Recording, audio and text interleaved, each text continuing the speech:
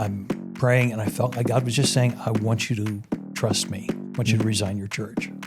Well, I'd always been raised up to believe that if you're called to be a pastor, if you do anything else, you're turning your back on God, and he'll kind of zap you for that. So what was really cool was that once a year, Jack Welch would meet with all of his top presidents down in Boca. The president of Aircraft Engines was meeting with the other top presidents down with Jack, and Jack's message to them was, get ready for the internet. Within 5 years, you have to be doing $1 billion in e-commerce. And we're sitting at the table, and we're just talking about all the need for the internet. He turns to the one VP, and he says, cancel everything on your schedule today. It was about 10 till 10 in the morning. I want you to escort Dana to the Capitol, get his corporate paperwork done, insurances for GE, everything that they need. Tomorrow, his new company is going to lead us in the internet. Welcome to the Cincinnati Business Podcast, where we give you practical tips and tricks to grow yourself and your business. And brought to you by the Cincinnati Podcast Studio. Here's a different episode for you guys today. I'm excited to talk with Dana Dunmyer of Tiki Solutions and a lot of other organizations that we're going to get into, and I'm excited to talk about, because the reason why this is a different conversation is I wanted to try to find a way to talk about the continuity between faith and business. As a Christian myself, I think this is a very interesting thing to talk about, that a lot of people tend to say, I don't bring my faith into the workplace. But I think this is something that it can benefit all of us when we have this conversation. So Dana, I'm really glad that you're here. Thank you so much for being willing to have a conversation with me. Brian, thank you so much for the invite. It's great. Yeah. And for driving so far, because I believe you're up in like Wilmington area, right? Closer to it, yeah. Yeah, man. Well, so thank you for taking the time. My pleasure. So the thing that I really want to cover with you today is your story, because it's been apparent from everything that I've learned about you that God is in every single step of your journey. And I feel like the best place to start is when God told you to move out of Ohio and go to Colorado. I know that's a ways back, and that's before ministry, before anything else, but I see the theme, and I want people to understand a little bit about it. So could you tell me about that moment where you're heading to ministry school in Colorado and decide to load into a pickup truck? Oh my goodness, sure. So my wife and I had been married about 2 weeks. We were going to school, both of us. I was in my second year at Mount Vernon Nazarene University, and we were in love, and we said, let's get married and let's continue on, and we'll do this journey together. And so we did, and that meant that we needed to leave Mount Vernon Nazarene University. And so we started to look for schools that specialized with married couples. And the Church of the Nazarene had one at that time. It was out in Colorado Springs.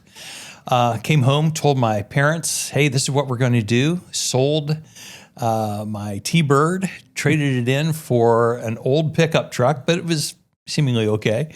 My dad and I built up the sides. They gave us furniture. They gave us everything we had almost. We loaded it in. It sort of looked like the old Beverly Hillbillies truck. Yes. We loaded that thing up so high, so deep, and we wrapped it. My dad is a genius at packing. And so we had it all ready.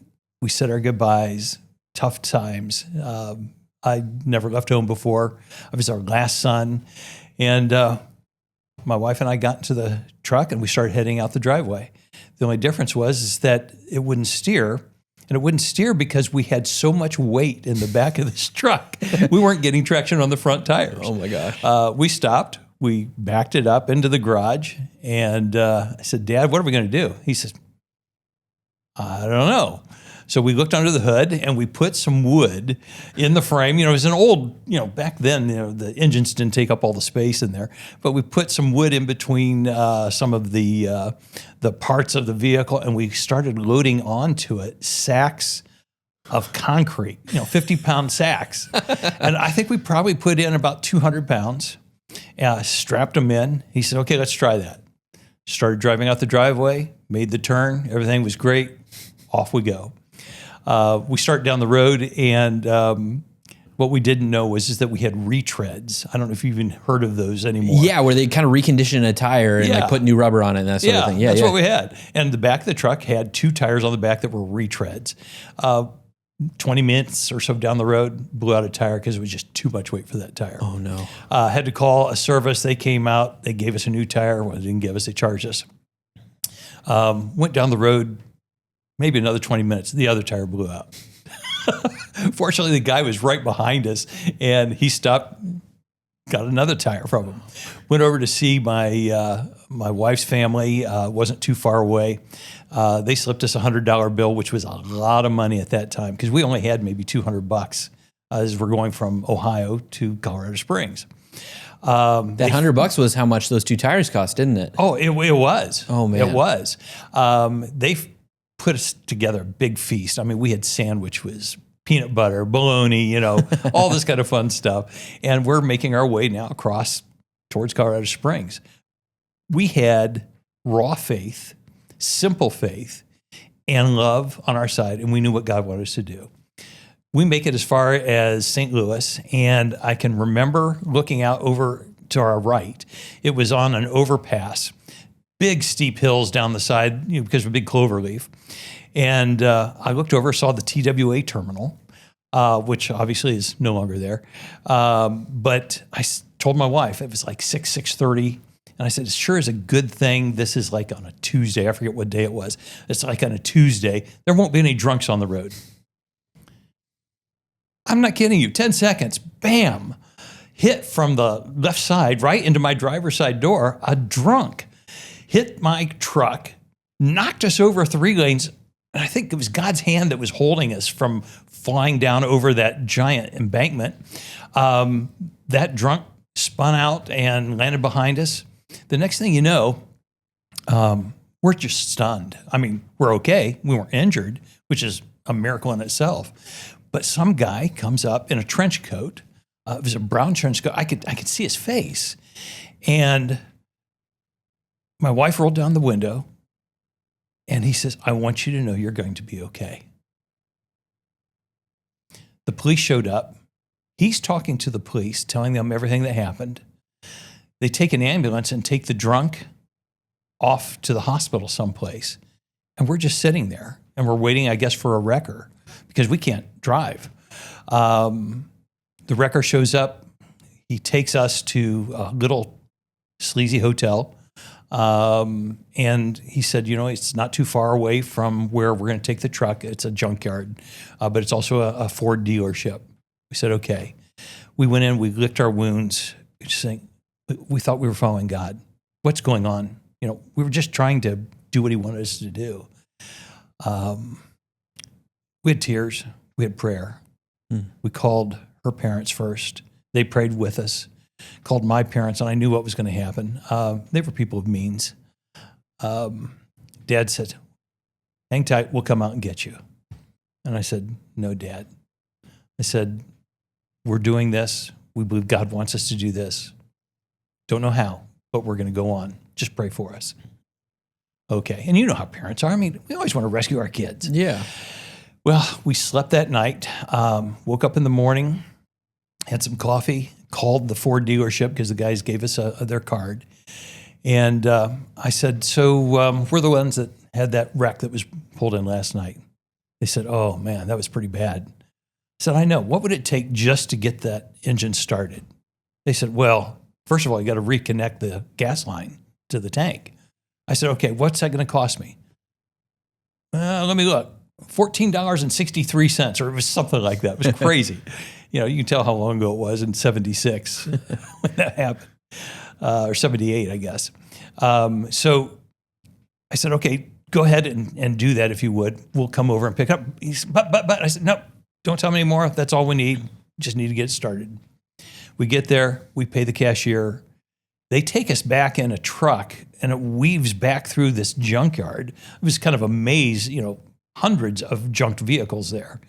And they take us back to our truck, and it's backed up to the back fence. We can't get in on my side. My door won't open up because it's all been caved in and crushed in. So we get in from my wife's side. They hand me the keys. I fire up the truck. It starts right up. Everything's good. And I said, well, dear, let's pray. We prayed. I said, it's time to get going. God's got this. And we start making our way out through this maze, and it was a bunch of curves and stuff.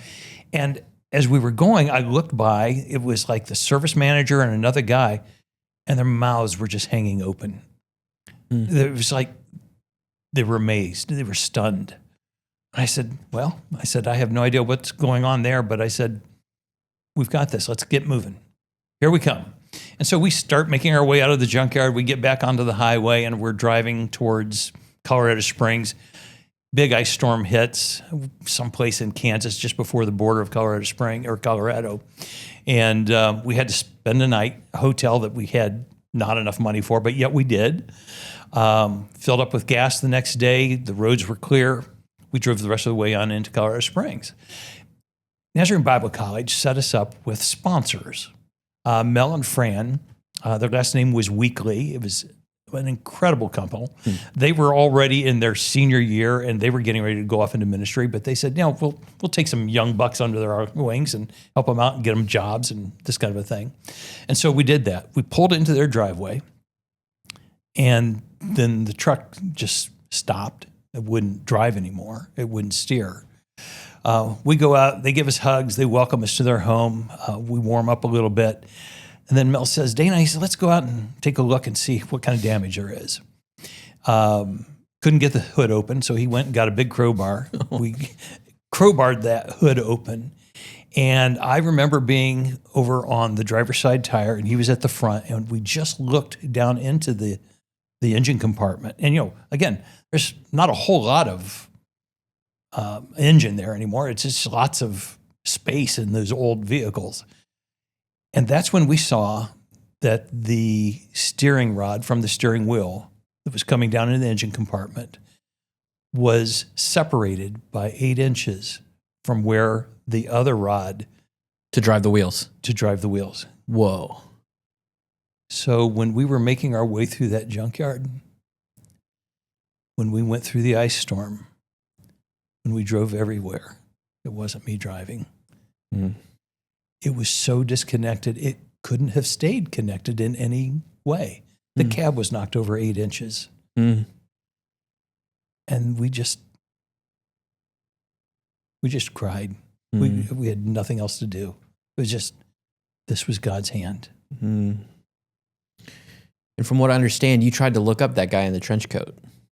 We did. Couldn't find him anywhere.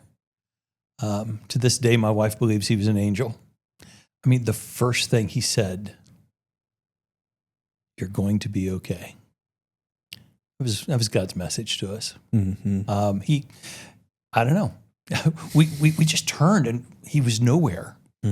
After the police were there, he was just gone.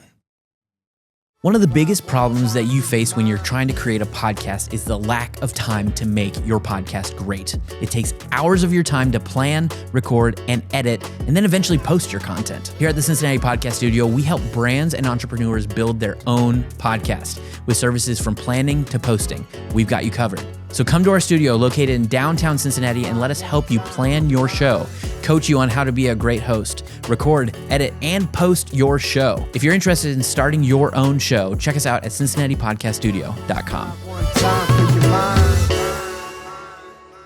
What's so interesting to me is it was like so clear to you that God had said, okay, I want you to go get into ministry. And he takes you on this incredible journey all the way to Colorado, a 3-day journey that was supposed to be only 1 day, and you make it. Miracles happen throughout the trip. So then you get into ministry. You do ministry for a long time. You're at a bunch of different churches. You're pastoring these churches for a long time. But then there's kind of a moment that you told me that you're in the mountains and God says, all right, I need you to move on. After all that, after all the provision that he's given you, all the purpose that he says, I need you to be a pastor for all these years. Yeah. What was that moment like for you? Well, I would go up, my last church was pastoring in Southern California, and I would go up into the mountains about 2 to 3 days, once a quarter, and I would just spend it in prayer and fasting, asking God, what should I be speaking on over the next quarter? What should be the next direction? I just needed to make sure that my head and my heart were on straight and that it belonged to God. And so prayer and fasting happens. I'm praying, and I felt like God was just saying, I want you to trust me. I want you to go on a faith journey with me. I want you to resign your church. Well, I'd always been raised up to believe that if you're called to be a pastor, if you do anything else, you're turning your back on God, and he'll kind of zap you for that. And so I got down off of that time, and I just dismissed the message. I did because I thought, nah, I couldn't have been hearing right. I was just hungry. Didn't even mention it to my wife. The next quarter comes, it's the same time. I'm up in the same cabin. I'm praying. And I felt like God was saying, I want you to resign your church. And I want you to trust me. I want to take you on a faith journey. And this time I came back and mentioned it to my wife. Third generation pastor's kid. And she said something like, wow, we can't do that. That'd be like turning our backs on God, and it'll zap us for that. So, we kind of dismissed it again. Next quarter, same message. By the end of the year, we resigned our church. We loaded everything up in about 2 vehicles. I can't remember if they were Ryder or U-Haul, but the typical small church pastor kind of stuff. Yeah. Everything we owned, and we started making our way towards Cincinnati. Why? I don't know. We just felt like this is where we were supposed to go. Partway across Texas, we had a bit of an accident, lost much of what we owned in that accident. We reached Cincinnati, and within 3 months, we're homeless. And my wife and 2 daughters and I ended up homeless for 6 months or so. We did find a sleazy 1-room hotel. It's all we could afford. We piled all 4 of us into that 1-room hotel. We had about $100 that we could spend on it per week, and that's what we did. What were you thinking? What were you saying to God right then? Oh, God, I turned my back on you. Now you've zapped us. Now, I kind of turned into an orange. I was just emotionally, mentally not stable. My wife was the rock. There's absolutely every evidence for that. She ended up getting a job with Kelly Services here in town. She became a Kelly temp.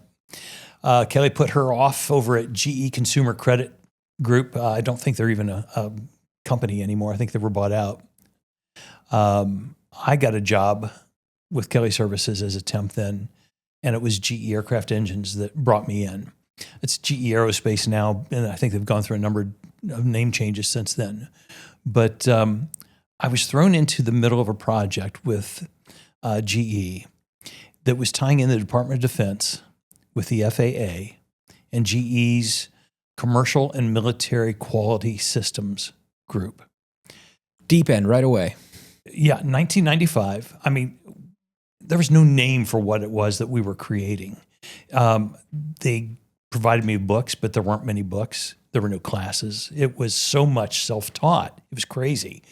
We were doing kind of what the DOD and FAA wanted and GE wanted, and it was going well. I mean, it was going swimmingly well, doing that for about 3 months. Then I felt God's thumb in my back, and I felt like he was saying, get a meeting with the president. Now, I'm a dumb preacher boy. I know theology. I know pastoral ministry. I know missions. I know a lot about ministry.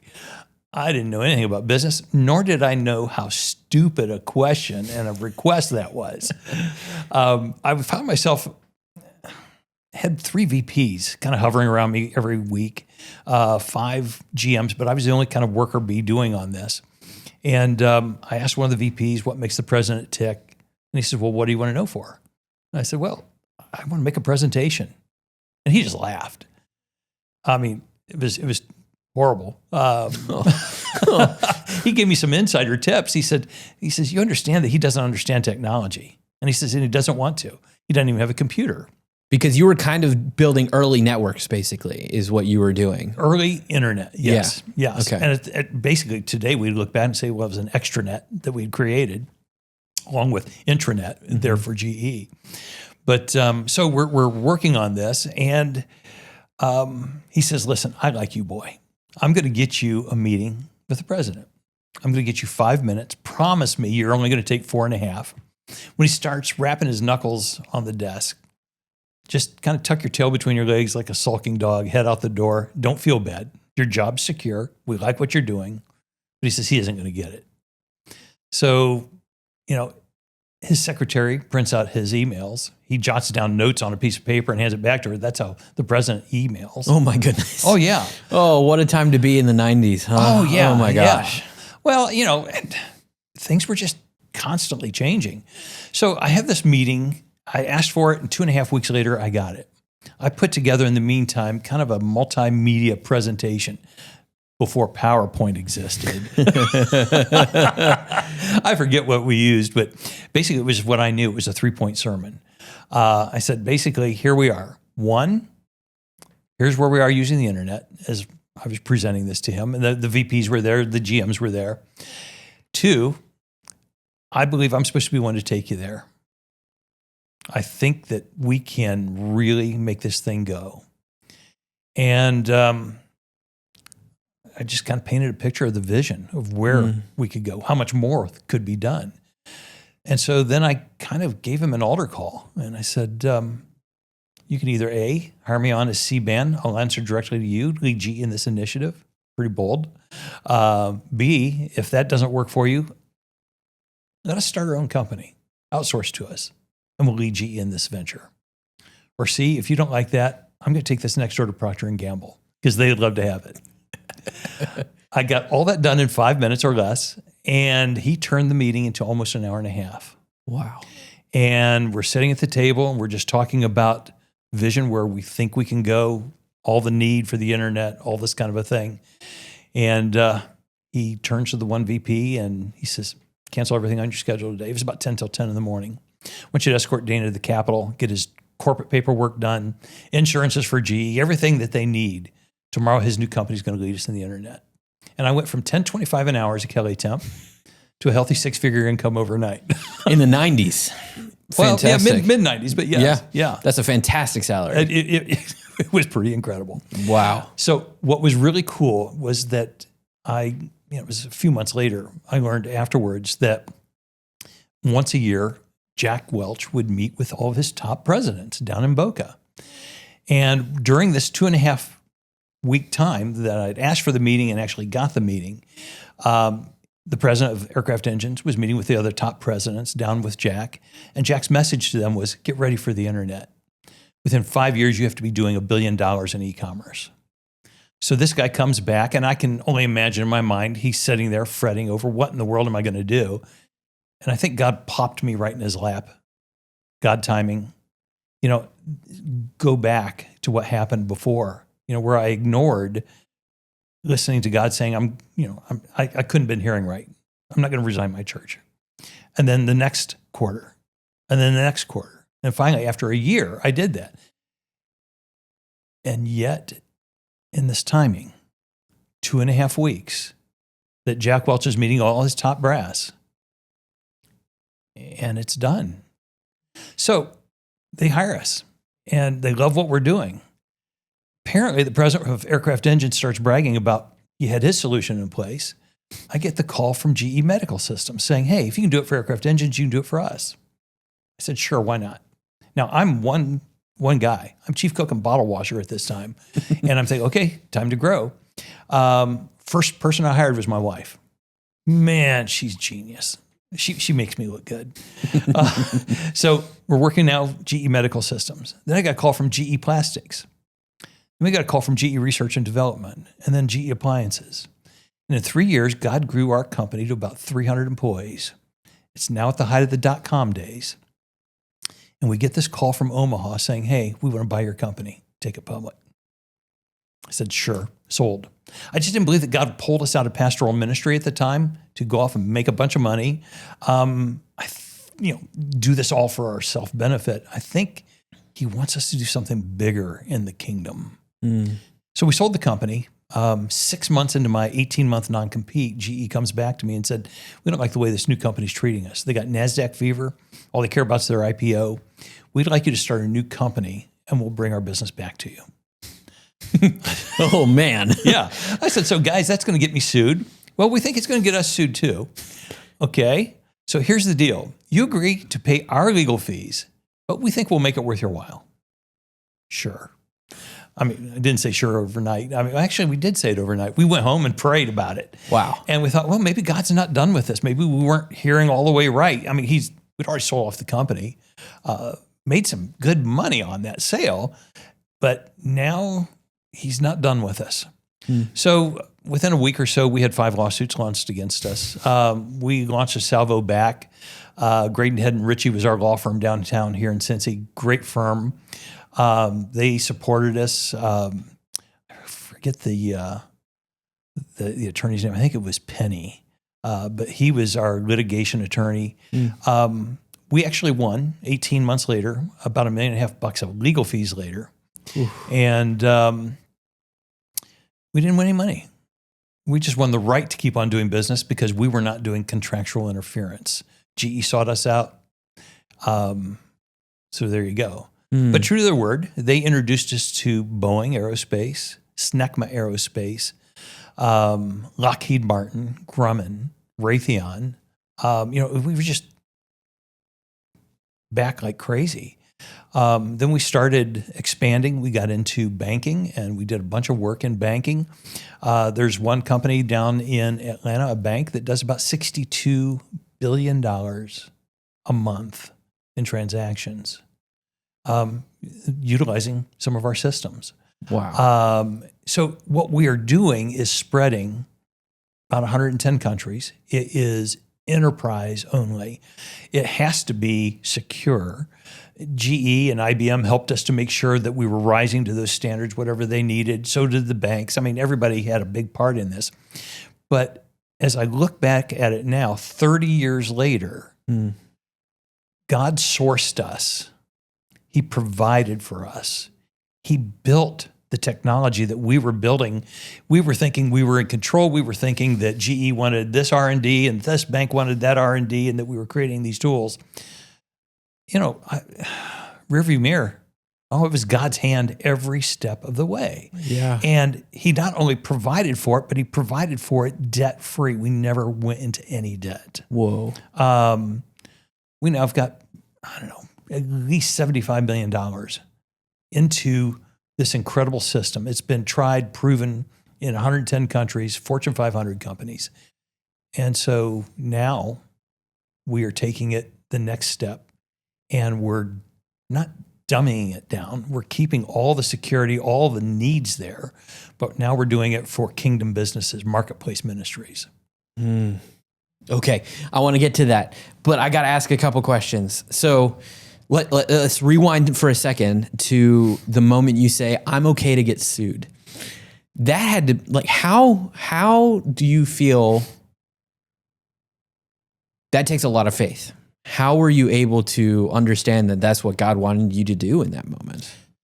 You know what? Sometimes God uses the dumb and the ignorant. I had not been introduced to Legal 101, let alone 801. I learned the hard way. I tried to just listen to God. And, once a year, I go up into someplace desolate. Oftentimes it's up near Independence Pass in Colorado in a cabin or a place to lock myself up. I go out and I just pray to make sure that my head's on right, my heart's in right, and ask God, where do you want me to go? And I spend 7 to 10 days alone, just me and my Bible and God every year. And either it's there or sometimes it's up near Lake Superior at a place that we go. But I just believe that I could screw this whole thing up so bad because I know who I am. I know my frailties, my weaknesses.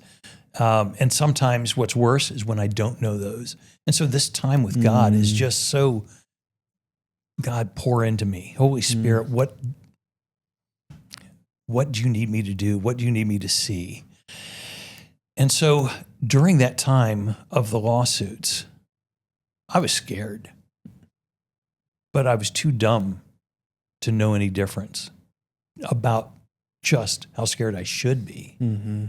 I just felt like God was saying, I want you to keep going. And so we did.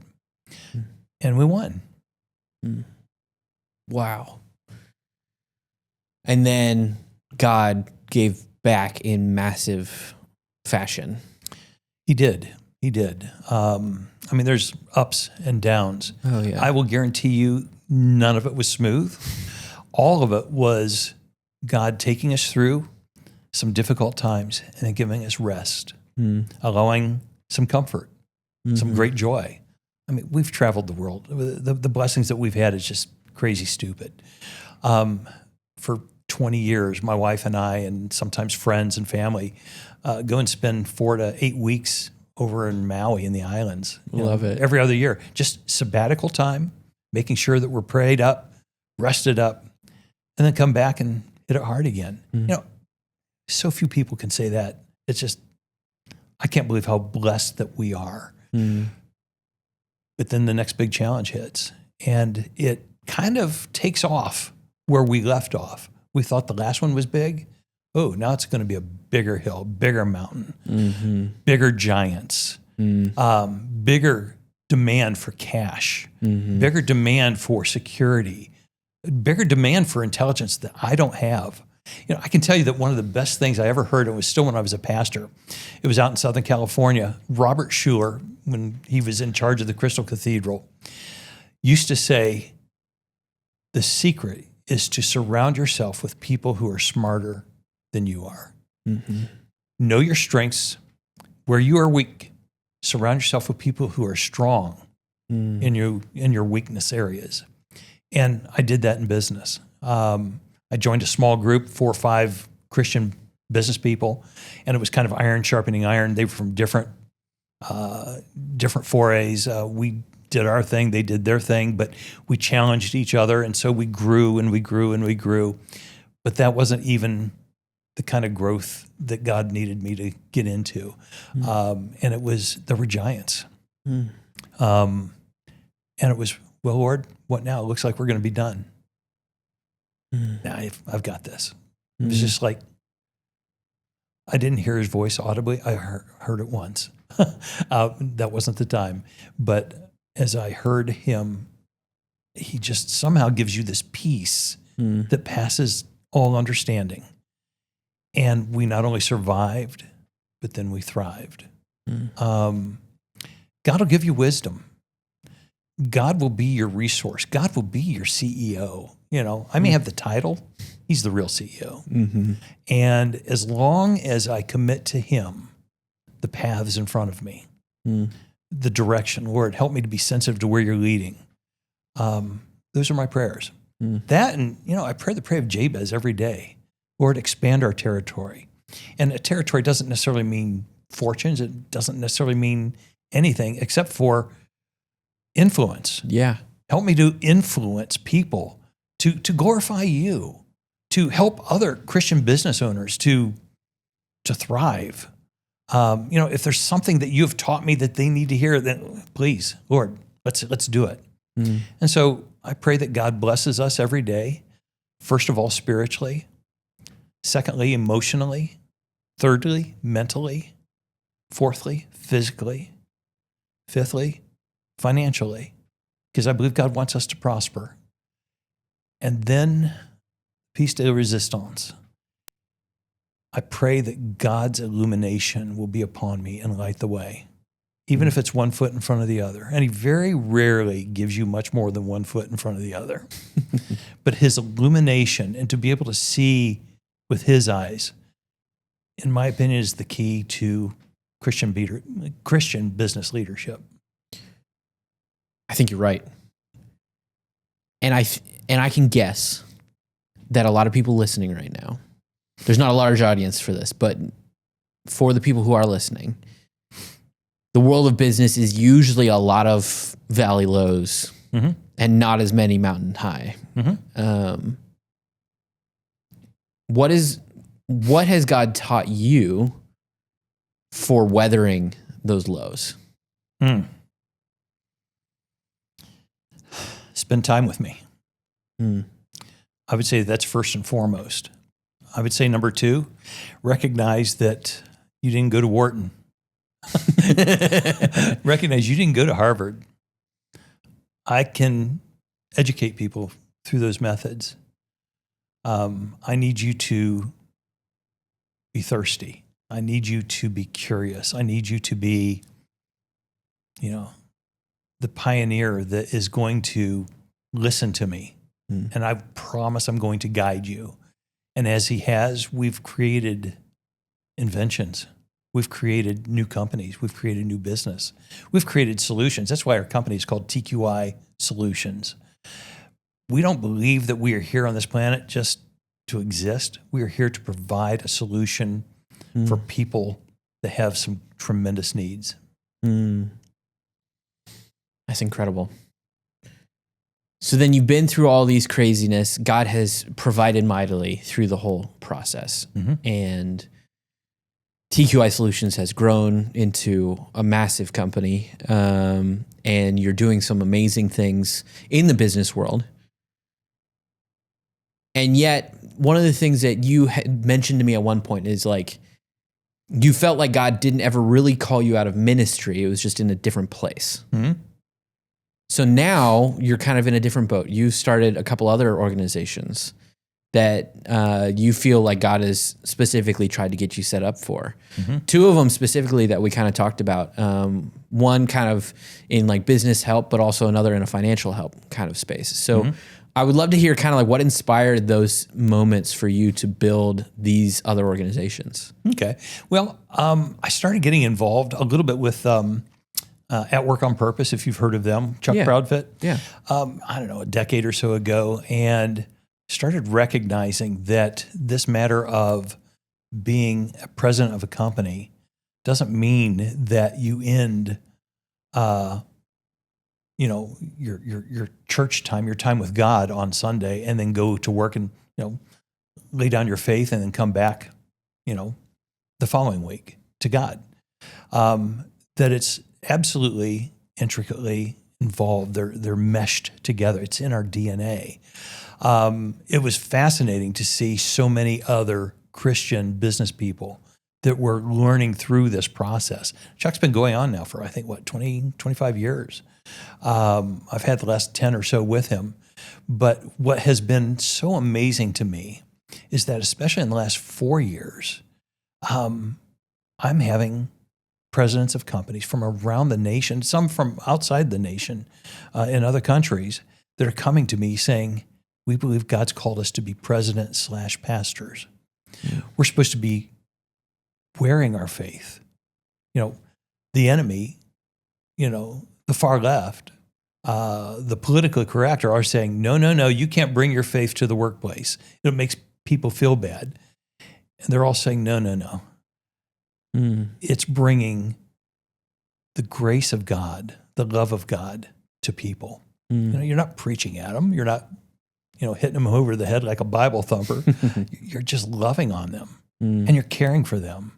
The president of Coca-Cola Consolidated has now, I think it's, if I remember correctly, something like 150 chaplains within his locations. And it's just become, second nature for everybody to pray together for their employees, for their contractors, their drivers, to work together, and they just accept the love. And there's people that are agnostic, people that are atheists, people that are born again believers. That's great. People that are just doing life together. But as we do life together, how can we possibly split ourselves down the middle and say, well, this part is business and this part is faith? God didn't make us that way. He has born us to be who we are and to exhibit and to shine like light. This is what Christ does in us. And so, people will say, well, you also can't talk about politics. Bull hockey. We talk about politics all the time. If our faith doesn't impact our government, if it doesn't impact our communities to help us to flourish, if it doesn't impact our employees, the enemy would have us to say, oh, all these other areas, they're off limits. You can't touch those areas. That is a lie of Satan.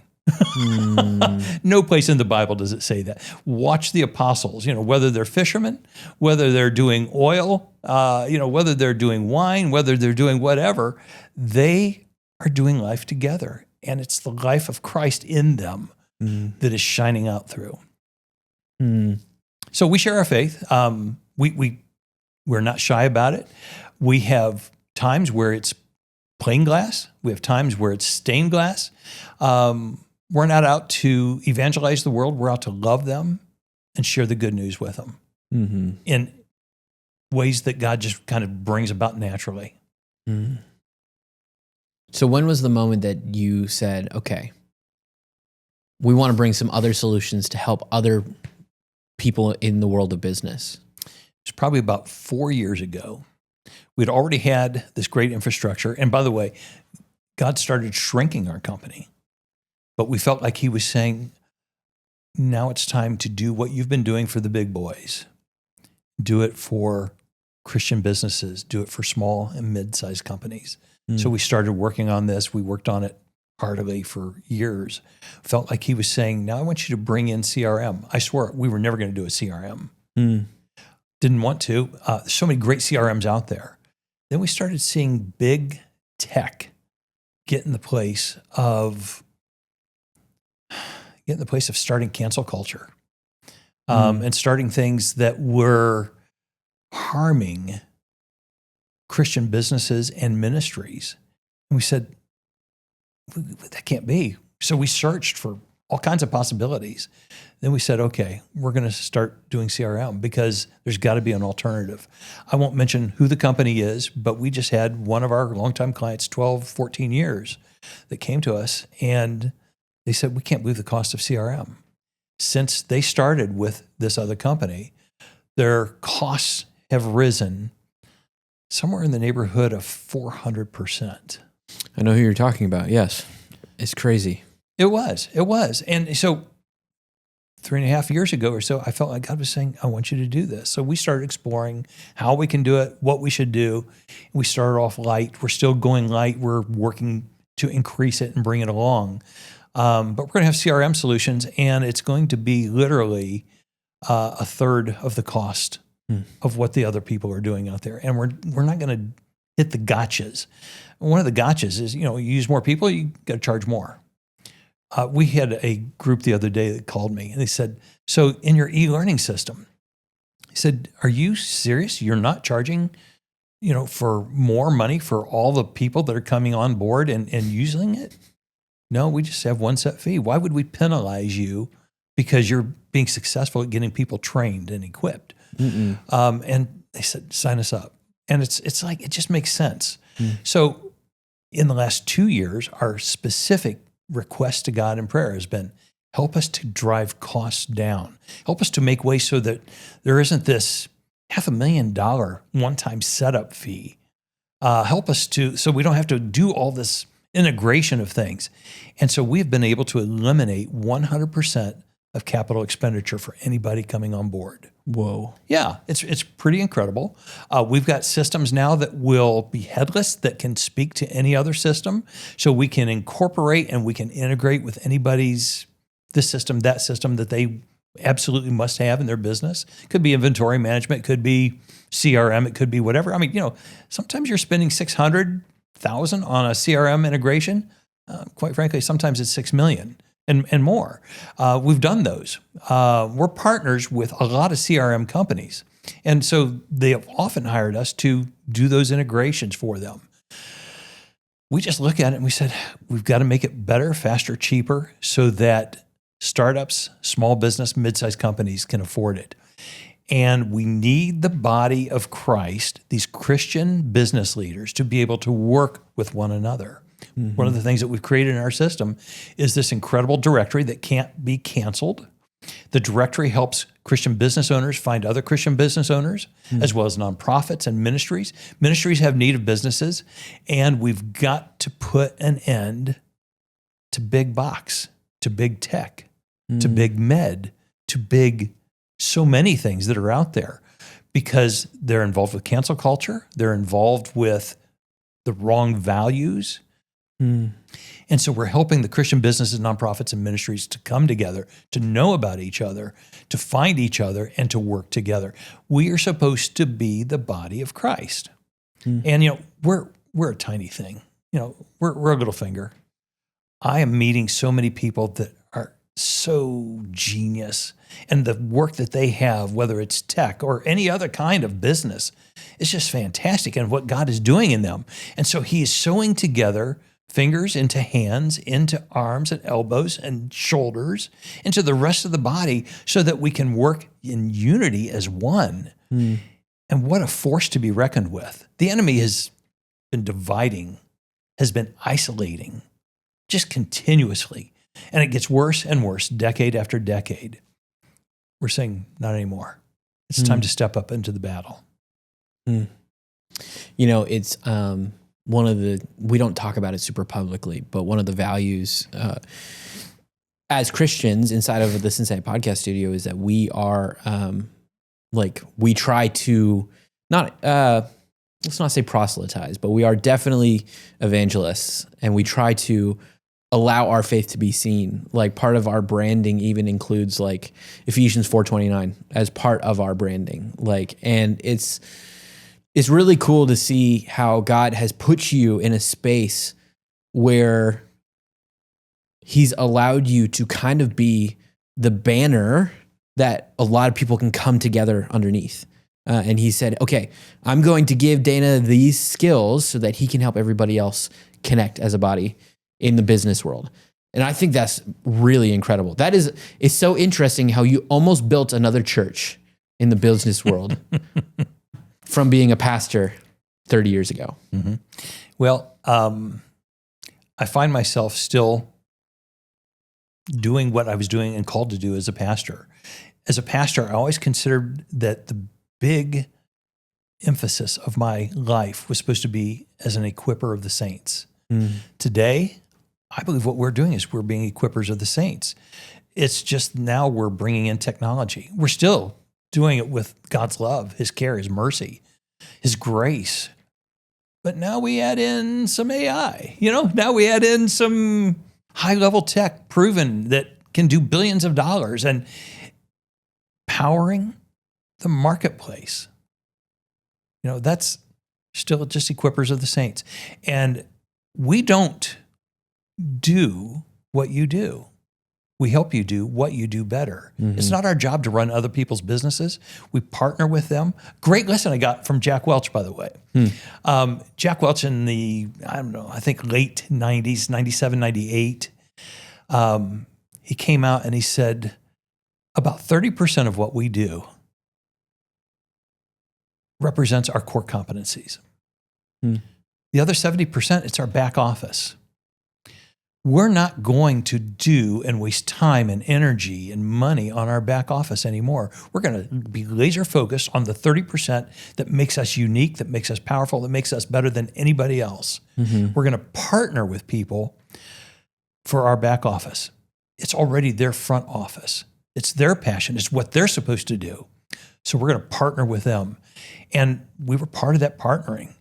And today, that still is part of our DNA.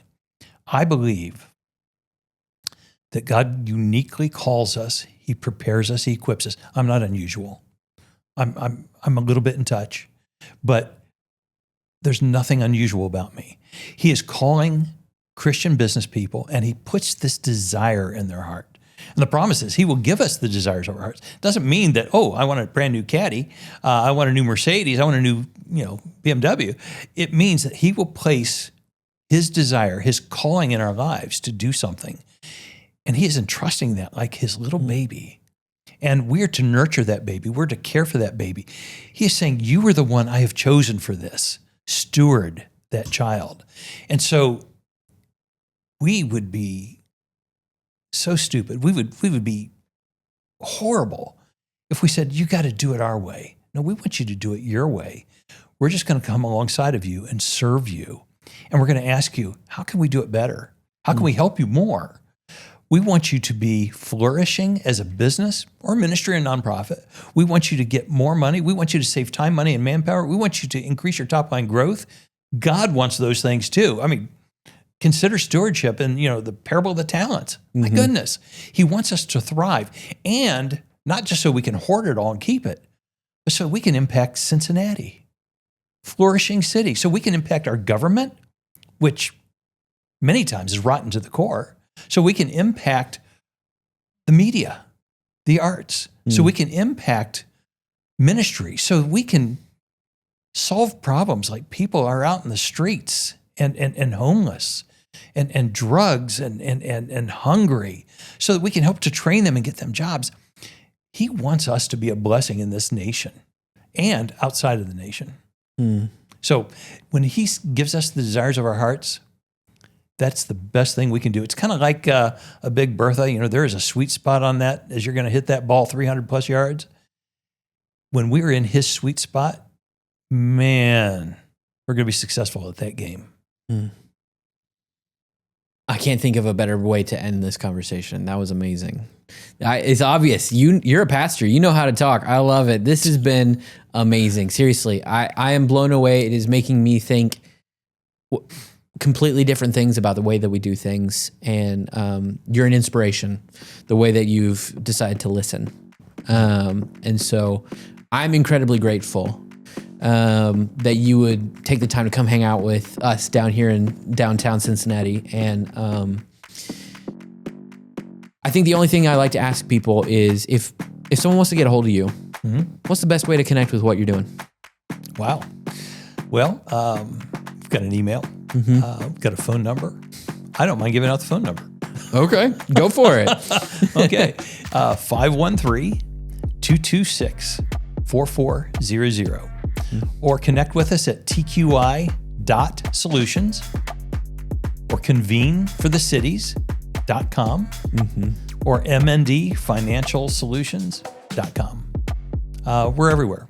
Find us on LinkedIn. Find us. That's where we found each other. Yeah, exactly. Exactly.